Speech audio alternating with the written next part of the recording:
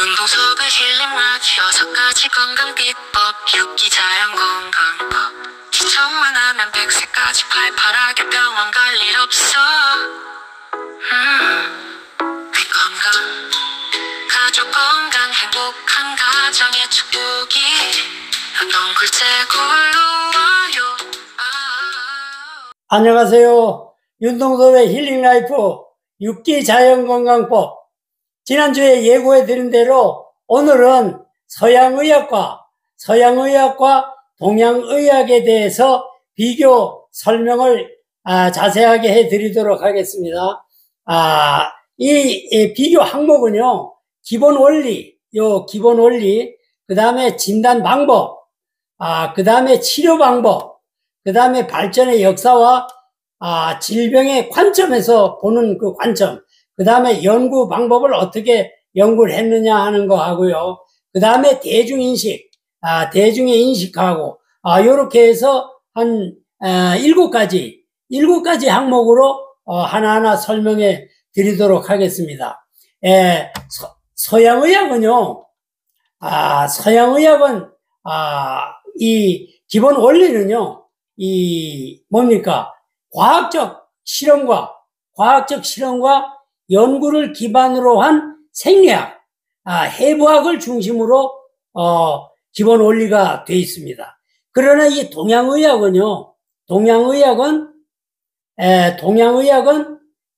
신체 에너지와 에너지의 그 흐름과 균형, 그리고, 자연과의 조화를 강조해서, 기본 원리가, 이 동양의학은 되어 있습니다. 그 다음에 이제 진단 방법은, 아시지만 이 서양의학은 그 진단기기, CT나 MRI나 그 외에 뭐 심전도 이런 게 여러 가지 있죠. 그런 걸 가지고 실질적으로 이제 진단을 합니다. 그 다음에 이제 기본적으로 요 혈액 검사도 하죠. 그 다음에는 이제 이 동양의학에서는요, 이러한 그 서양의학과 같은 그런 기구를 쓰지 않고 지금은 아마 그래도 그 어떤 일정 부분의 그 기기들이 나와 있습니다. 그래서 동양의학은 맥진, 그 진맥을 짚는다 그러죠. 요 진맥을 짚고, 그 다음에 설진, 혀의 상태를 검사합니다. 혀를 검사해서, 그 질병의, 유무, 그리고 강도, 어느 쪽에 질병이 많이 심하게 났다. 이런 것을 다, 하고 있습니다. 그 다음에는 이제 문진, 환자한테 물어보죠. 질문을 많이 합니다. 언제부터 아팠냐, 어떻게 아팠냐, 지금 상태는 어떠냐, 이렇게 많이 물어봅니다. 문진을 합니다. 그래서 이 전통적인 방법을 사용해서, 요 진단을 하는 겁니다. 그 다음에 이제 그 치료 방법은요, 약물, 서양의학은 약물, 아시죠? 약국에 가서 약을 사서 드시는 거. 그 다음에 이제 수술을 되게 하죠. 그 다음에는 이제 물리적인 이제 치료를 하고요. 그런데 이제 동양의학에서는, 한약을, 따라서 한약을 드시지 않습니까? 그 다음에 이제 또 침도 맞고, 그 다음에 또 뜸도 뜨고, 그 다음에 또, 이 마사지도 하고, 요렇게 몇 가지 이런 방법으로 해서, 자연적인 치유를 유도하는 겁니다. 그 다음에 이 발전의 역사를 보면요, 사실 이 서양의학의 역사는 짧습니다. 19세기 이후에 과학적인 그 접근 방식으로 아주 급속히 발전됐어요. 실질적으로는 얼마 되지는 않습니다. 그러나 많은 장비들이 많이 개발이 됨으로 인해서 사실은 이 서양의학은 장비 턱을 톡톡히 보는 겁니다. 장비를 통해서 검사를 하고 장비를 통해서 검진을 한 뒤에 처방을 내려서 약과 수술을 주로 하죠. 그 다음에 이제 동양의학은 수천 년의 전통을 가지고 있습니다. 수천 년의 전통을 가지고 있고, 수천 년의 전통을 가지면서 여러 가지 약초, 산이나 들에나 나 있는 그런 모든 그 약초들을 수천 년 동안 먹고 실험을 한 겁니다. 이게 대단한 겁니다. 사실은 이 동양의학이요. 수천 년 동안 이런 임상 실험한 거나 마찬가지예요. 이런 실험을 해서 어떤 질병은 어떤 약을 먹으니까 낫더라. 어떤 질병에는 어떻게 먹는 게 낫더라. 이렇게 많은 노하우, 말하자면 그거를 축적해 온 게 이 동양의학입니다. 그 다음에 이제 철학적 배경을 기반으로 두고 있어요. 철학적 배경, 뭐 여러 가지 다 말씀드리려면 많지만 하여간 철학적 그 배경을 두고 이 한의학은 발전을 한 것, 발전 역사가 그렇습니다. 그 다음에 이제 질병의 관점에서 보면요, 이 서양의학에서는 질병을 특정 그 원인으로 인식을 합니다. 예를 들어서 위가 어디가 아프다 그러면 그 위 아픈 부분을 진단을 해서 그 부분을 집중적으로 인식을 해서 치료를 하는 겁니다. 증상 치료를 중점적으로 하죠. 증상이 나타난 부분을 중점적으로 치료를 하는 것이 이 서양의학입니다. 그 다음에 이제 이 동양의학은 조금 다릅니다. 동양의학은 이 몸과 마음의 조화, 몸과 마음의 조화로 예방과 치유를 강조합니다. 그래서 이제 이 몸 전체를 치유함으로 인해서 특정 부위에 발생된 그 질병을 치유한다는 것이 관점이 전혀 서양의학하고는 좀 다릅니다. 이 서양의학은 질병된 특정 원인 그 부분만 치료를 하고 이 동양의학은 몸과 마음의 전체 조화로움을 철학적 배경을 두고 치유를 하는 것이 이 동양의학의 치유 방법입니다. 그래서 이 의학으로 인해서 치유가 되면 거의 완치가 됩니다. 그래서 서양의학으로 하게 되면 특정 원인만 치유를 하기 때문에 특정 원인을 제거해도 이 몸은 유기적이기 때문에 다른 부분에 또 문제가 생길 수 있어요. 그러면은 대개 그 암치유 병원에 가보면 뭐 전이가 돼서 어디로 옮겨졌다 해서 수없이 치료를 하게 되죠. 바로 그겁니다. 그러나 이 동양의학에서는 몸과 마음의 조화, 그 다음에 철학적 배경을 두고 예방과 치유를 강조하기 때문에 치유가 되면 거의 완치가 되는 겁니다. 그 다음에 이제 연구 방법은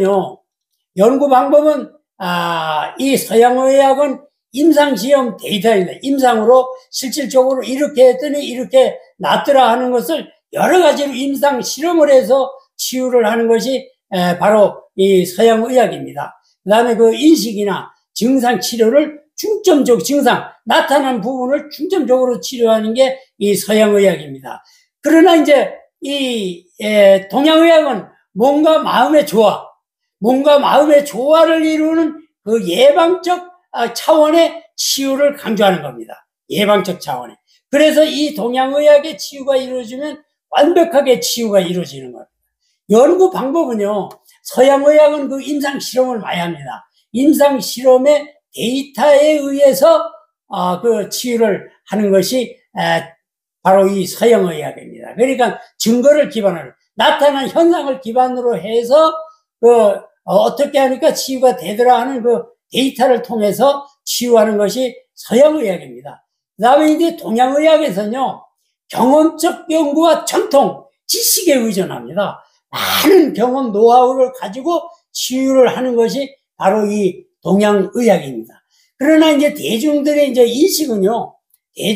인식은, 일반적으로 신뢰받는 의학적 접근을 합니다. 왜냐하면 당장 아픈 것을 제거하고 수술요법으로 그 절단해서 버리고 하니까 당장 그 아픈 부위가 사라지고 당장 통증이 멈추고 이러니까 신뢰를 가지고 의학적 접근을 많이 하게 되어 있습니다. 그러나 이 동양의학에서는요, 우리 위에서 말씀드린 정통적인 철학적 배경으로 그 치료를 하기 때문에 시간은 좀 걸립니다. 사실 이 동양의학으로 치료하는 것은 시간이 좀 걸려요. 최근 대중화도 되고 또 보완도 되고 그래서 대체의학이라든가 또 약간의 진단할 수 있는 그런 기기도 지금 좀 나와 있어서 그것을 보완해서 같이 융합을 해서 치료하고 또 자연적인 치유가 될 수 있게끔 안내를 해서 자연건강의학으로 접근을 하고 있습니다. 그래서 현대는 이 두 가지를 의학적 접근을 통해 가지고 보다 효과적인 치료법을 지금 많이 모색을 하고 있습니다. 그래서 여러분들도 아시지만 양 한 방을 같이 하는 그런 그 병원도 있습니다. 거기에다가 플러스 자연의학, 이 자연의학을 접목시켜서 융합을 해서 치료를 하는 것도 있습니다. 그래서 제가 하는 윤동섭의 힐링라이프 6기 자연건강법도 이 자연건강법을 융합시킨 그런 치료법, 6기 자연건강법, 그것을 통해서 질병 치유와 건강생활을 누릴 수 있도록 하는 것이 윤동섭의 힐링라이프 6기 자연건강법인 것입니다. 제가 그 20년 동안 이 자연건강을 통해서 여러 가지로 실험을 통해서 그 터득하고 쌓아온 노하우를 하나하나 6기 자연건강법으로 함께 융합시켜서 정말로 소백산골, 이 산골에서 이 자연건강을 누릴 수 있도록 공기 좋고 물 맑고 산천 경계 좋은 천하 절경 이 단양에서 정말로 수련을 좀 할 수 있는 수련 장소를 한번 지금 현재 그 물색을 하고 있는 중입니다. 그래서 여러분들, 이 방송을 보시는 여러분들 앞으로 잘 들으시고 앞으로 이 단양에 오셔서 수련할 수 있는 그런 자연건강 수련장을 하나 했으면 하는 것이 저의 바람입니다. 그리고 또 전에도 한 번은 말씀을 드렸는데, 이 현대의학의 아버지라고 하는 히포크라테스와 그 다음에 동양의학의 거의 원조 아버지라고 하는 허준 선생, 그 다음에 이재만 선생에 대해서 비교하는 것을 잠깐 말씀드리도록 현대의학의 비교를 해드리도록 하겠습니다. 현대의학에서는 양방에는 여러분들 알고 계시지만은 히포크라테스라는 근대의학의 아버지라고 칭송을 하죠. 히포크라테스가 실질적으로 자서전이나 이런 데 한 말을 한번 말씀드리겠습니다. 히포크라테스는 상당히 우리 동양적인 사고를 가지고 출발을 했습니다. 현대 식품에 대한 발언도 아주 정확하게 발언을 했습니다. 식품의 중요성에 대해서 음식으로 고치지 못하는 병은 약으로도 고치지 못한다. 이 히포크라테스가 이런 말을 했습니다. 즉 음식이 치료의 기본이 되어야 한다는 철학이 반영됐어요. 식품은 약이 되고 약은 식품이 되게 하라고까지 자서전에 보면은 쓰여져 있습니다. 언급함으로 인해서 음식의 효과와 약물 관계를 아주 강조를 강력하게 했습니다. 그러나 이 히포크라테스가 정말로 아주 철학적인